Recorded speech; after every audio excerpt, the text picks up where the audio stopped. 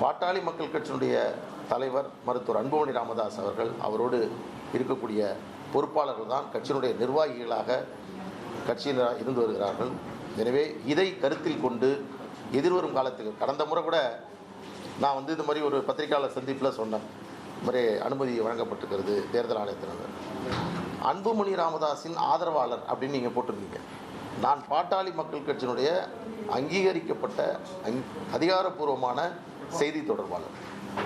அந்த அடிப்படையில் நீங்கள் இனிவரும் காலத்தில் அன்புமணி ராமதாஸ் அவருடைய தலைமையை ஏற்றுக்கொண்டவர்கள் தான் பாட்டாளி மக்கள் கட்சி என்று நீங்கள் அழைக்க வேண்டும்.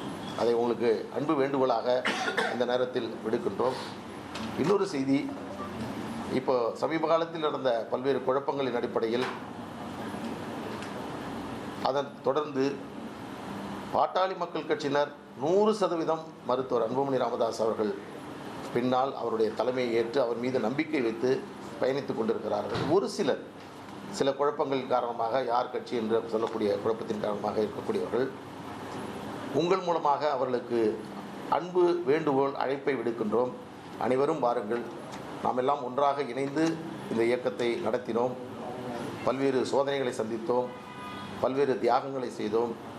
எதிர்காலத்தில் பாட்டாளி மக்கள் கட்சியை தமிழ்நாட்டில் ஆட்சி அமைக்கக்கூடிய ஒரு நிலைக்கு கொண்டு செல்ல வேண்டும் என்ற அடிப்படையில் நீங்களெல்லாம் மருத்துவர் அன்புமணி ராமதாஸ் அவருடைய தலைமையின் மீது நம்பிக்கை வைத்து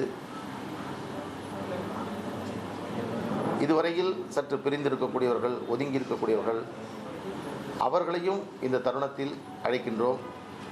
அதன் அடிப்படையில் எதிர்காலத்தில் தமிழ்நாட்டில் பாட்டாளி மக்கள் கட்சி ஒரு அசைக்க முடியாத ஒரு அரசியல் இயக்கமாக மாற்றுவதற்கான பணிகளை மருத்துவர் அன்புமணி ராமதாஸ் அவர்கள் நடத்தி வருகிறார். நீங்கள் கூட பார்த்திருப்பீர்கள், நடைபயணத்தை ஒவ்வொரு மாவட்டமாக சென்று நடத்தி வருகிறார்.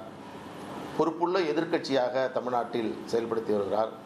திராவிட முன்னேற்றக் கழகத்தினுடைய தவறுகளை, அவர்கள் கொடுத்த வாக்குறுதிகளை அம்பலப்படுத்தக்கூடிய முதன்மையான பணியை மருத்துவர் அன்புமணி ராமதாஸ் அவர்கள் செய்து வருகிறார்.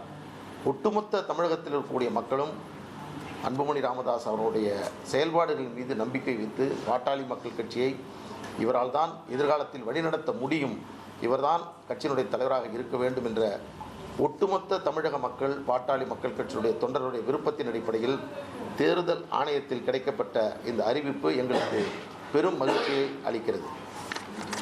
ஒருவேளை கட்சி பெயரையோ கட்சி கொடியையோ மற்றவர்கள் பயன்படுத்தினா என்ன மாதிரியான, அதை உங்கள் மூலமாக சொல்கிறோம், பயன்படுத்தக்கூடாது, பயன்படுத்துவது தவறு என்பதை உங்களிடம் நாங்கள் இந்த மூலமாக தெரிவித்துக்கிறோம். குறிப்பாக ஊடக நண்பர்களுக்கு தான் இந்த செய்தி.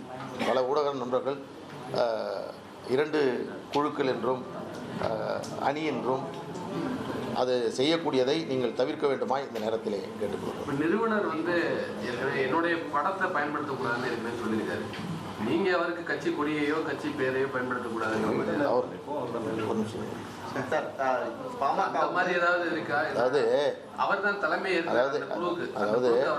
அதாவது மருத்துவர் ஐயா அவருடைய நோக்கம் என்பது தமிழ்நாட்டில் வன்னியர்கள் மற்றும் தமிழ்நாட்டில் இருக்கக்கூடிய அனைத்து சமுதாய மக்களுக்கும், பிற்படுத்தப்பட்ட மக்களுக்கும் உரிய விகிதாச்சார இடஒதுக்கீடை பெற வேண்டும் என்பது. அதேபோன்று பாட்டாளி மக்கள் கட்சி ஆட்சி அதிகாரத்தை பெற வேண்டும். இந்த 2 லட்சியத்தையும் அடைவதற்கான பயணம்தான் இது. எனவே அவர் நிறுவனராக கொண்டுதான் இந்த பயணத்தை தொடங்குகிறோம். அவருடைய ஆலோசனை அடிப்படையில், அவருடைய கருத்துக்கள் அடிப்படையில் செயல்பட வேண்டும் என்ற அடிப்படையில் தான் எங்களுடைய பயணம் என்பது தொடர்கிறது. எனவே கட்சியினுடைய நிறுவனர் மருத்துவர் ஐயா என்பதில் எந்த மாற்றம். பாமக தேர்தல் ஆணையத்தை அங்கீகரிக்கப்பட்ட கட்சி கிடையாது, பதிவு செய்யப்பட்ட கட்சி தான். அப்படி இருக்கும்போது பதிவு செய்யப்பட்ட கட்சிக்கு தேர்தல் ஆணையத்துக்கு கடி அனுப்ப முடியுமா?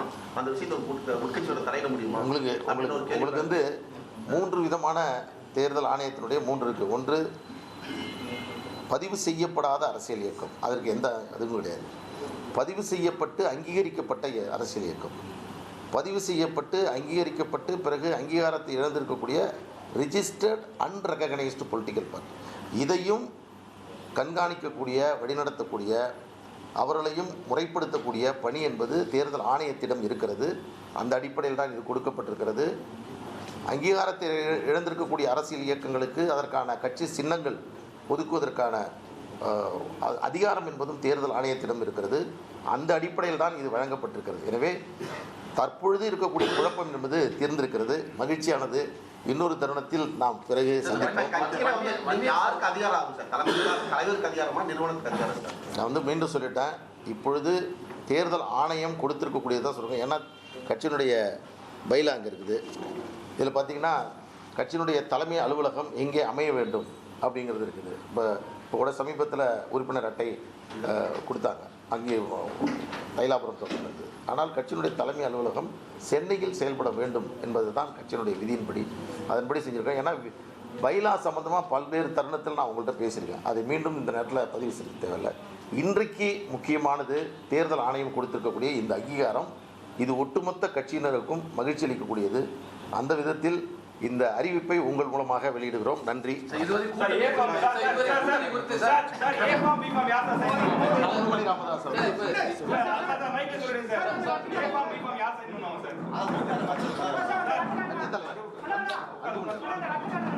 ட்ரெண்ட ஃப்ரெண்ட் ஆக்கிக்கோங்க. தந்தி டிவியின் சப்ஸ்கிரைபர்ஸ் அண்ட் ஃபாலோவர்ஸ் குடும்பத்துல நீங்களும் இணையுங்க.